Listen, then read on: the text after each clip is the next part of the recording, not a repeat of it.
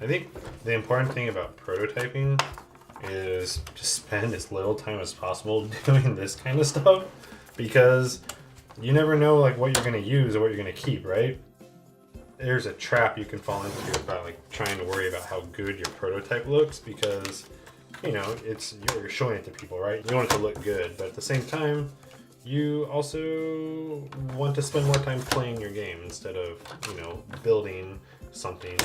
The more time you invest in the prototype, the harder it's going to be for you to like throw something away if it's not working.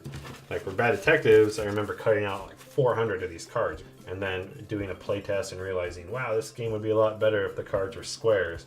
It's like, great, I just wasted like a day of my life cutting these cards out, and now I have to do it all over again.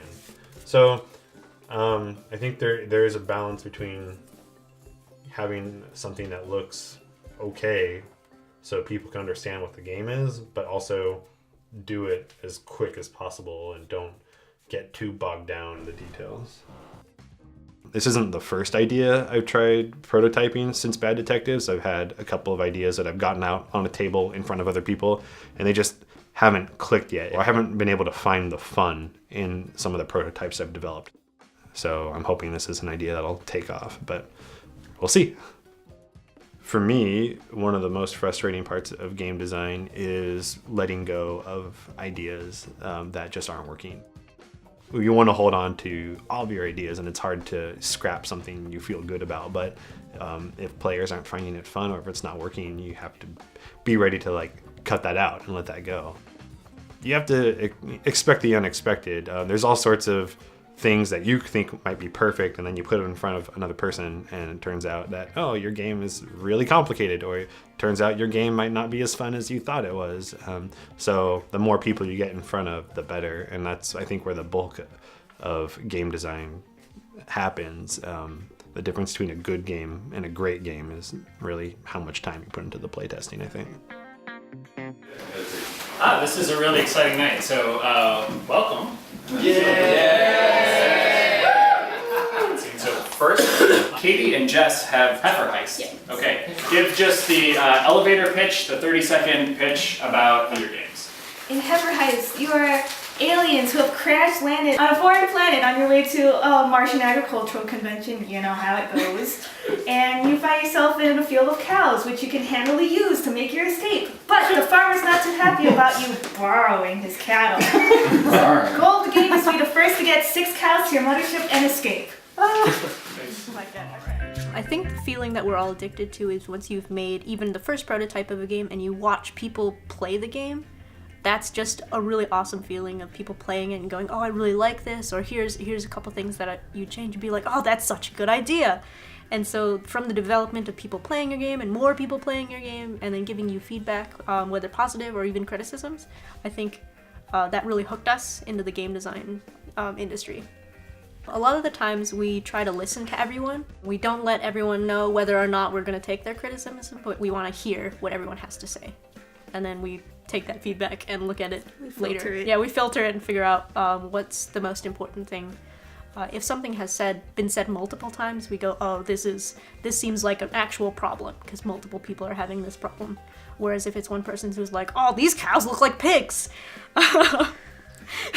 This has happened multiple times actually, but that's a subjective comment. So things like, oh, this is not the right green.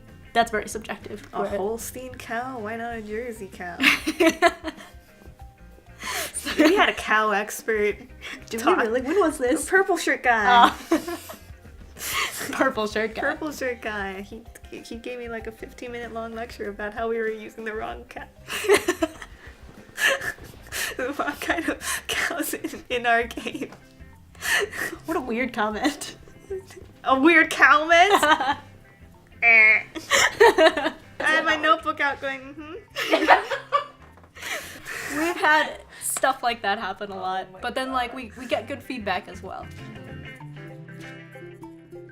So we are working on a game now that models basically the Voight-Kampff test from Blade Runner, but it's not that proprietary test. It's a different test. We're calling it right now Inhuman Conditions. It's 2 people talking to each other, trying to figure out if they're talking to a person or a robot pretending to be a person.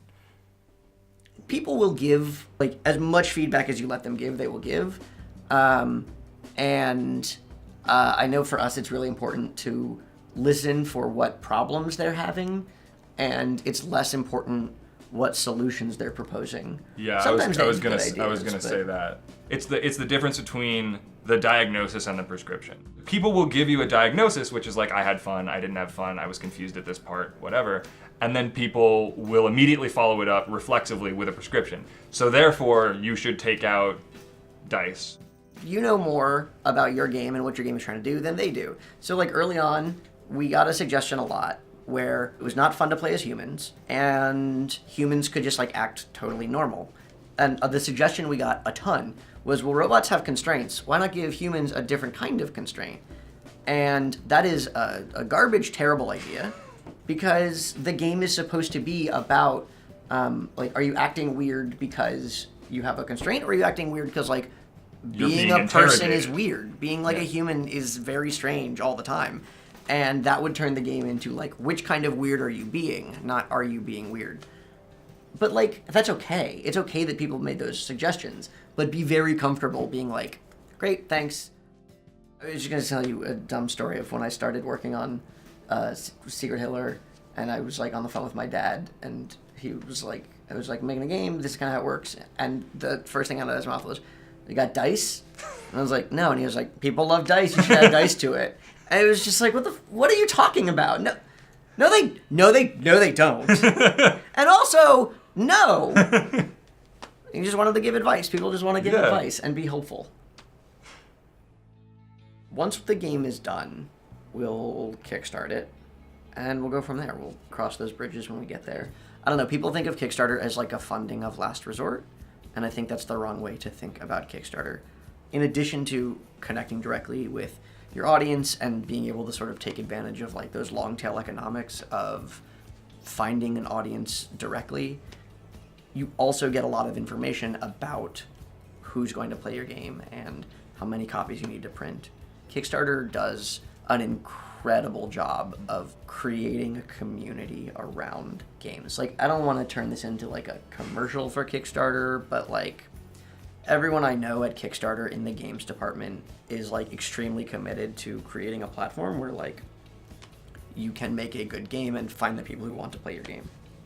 I think in terms of marketing the game, finding an audience for the game, we don't want to put the cart before the horse in terms of let's build buzz for this game and like market this game before we have a really good game.